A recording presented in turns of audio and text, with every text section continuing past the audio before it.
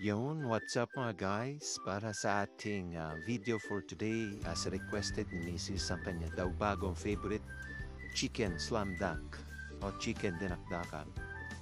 Yan, naghiwa lang ako ng, of course, wangba, enyen, luya, tapos siling green. Hiwa-hiwa lang tayo.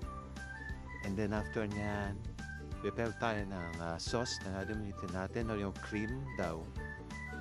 And then, yan, toyo, oyster sauce, liquid seasoning, tapos mayonnaise, yan, lemon, lagay din ako ng lemon. Tapos yung liver spread of course, tapos yan, halo-halo lang, mekos-mekos, hanggang sa makuha niyo yung pinakalapot na gusto nyo. Then after nyan, set aside tayo. Next yung ating manok. Thai part, yung ginamit ko dyan. Asinan paminta. Pinatinta ko lang dyan. Hindi wow yan actually guys. Niwalay ko yung buto. Pero pinirito ko rin yan. Nakita nyo dyan sa video. Yan. Tapos yan, syempre habang nag-aantay, nakakagutom, kain muna tayo. Yan. Kain muna ako dyan. Tayin natin siya. Tapos silip-silip. Pagka okay na, na daw, yan, balik ta rin na. Tapos next, pinarito ko naman din yung buto. Yan, panina.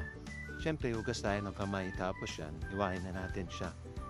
Para masaid din natin mamaya yung pinakabuto. Yan yung makikita nyo yan. Talagang hinimay-himay ito siya. Pahaba. Tapos yan, mix ko na siya. Halo ko na yan ulit. Lahat ng ingredients. Naglagay lang ako ng 2 kutsarang toyo. Papalasa konti. And then, moment of truth. Okay daw, okay. Si kids nila. Kaya sasabihin ni Kuya. Eh? Masarap. Masarap daw. Tayo nyo na guys.